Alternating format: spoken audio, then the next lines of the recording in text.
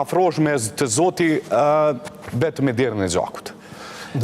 Bili kun pak si polemika të ndryshme, video të ndryshme, ku një fëmijë e pyet prindin, për shembull, thotë a don Zoti zgjak, a pastrohet zemra vetëm me zgjak. Andaj po ta shtroj si pyetje. Sot po duam të trajtojmë gjithë këto tema, të cilat janë polemikat kryesore sot në botën e sotme, për te territorit tonë. Këto polemika që sot qarkullojnë në botën e sotme, fatkeqësisht nuk janë sinqerta.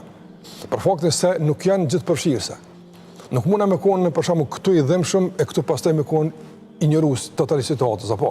Për shembull, si mund të na dhimbzën kafshë që po therrën, edhe të heshtin përballë vrasjeve në Gaza të fëmijëve të uritur, edhe kudo qoftë në Ukrainë, kudo qoftë për shembull, apo. Të shohim për agresion, dhunë, uri, etje, e të mbesëm indiferent. Ku janë këto lëvizje tash? Ku është kjo për shembull dhëmshmëri, apo? Tek mundi nëse kishim i barazu fëmijët e Gazas me kafshët, do të kishte lëvizje më të madhe globale. Lema se dije që njeriu absolutisht nuk krahasohet me kafshën. Me çdo respekt për kafshën, duhet me rujt, më kujdes për to, po njeriu mbetet ai që është superiori, ai është nepërsi, për shkak se Zoti për te ka krijuar gjitha këto. Andaj nga kjo piknisje duhet trajtuar çështja. Jemi të sinqert. Nëse është agjend, nëse është dëmshëri është dëmshëri. Po duhet definuar gjërat dhe duhet dëmshëria të jetë gjithëpërfshirëse në të gjitha aspektet, po jo të jetë selektive. Kjo është e para. E dyta, se përket gjakut, Zoti ka përmend këtë qartë në Kur'an.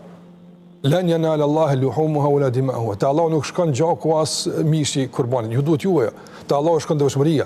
Allahu shikon çka ka në zemër, çka ka në dorë. Jo çka ka në dorë. Domthon, akti konsiderohet si kur pjesë e një adhurimi nga dëshmëria e sakrificës, jo gjaku dhe mishi. Absolutisht. Pse kush shkon mishi? Mishi nuk e gjuna në xhami, aty kon vjen Zoti natën e merr apo. Jo. Nuk e bëjmë kështu apo. As nuk e kemi ndonjë tempull të caktuar ku ja çojmë Zotit ushqimin, a vjen e han. Zoti nuk han, as nuk pen, as nuk flan. Apo kush përfiton nga kafsha thërnieri?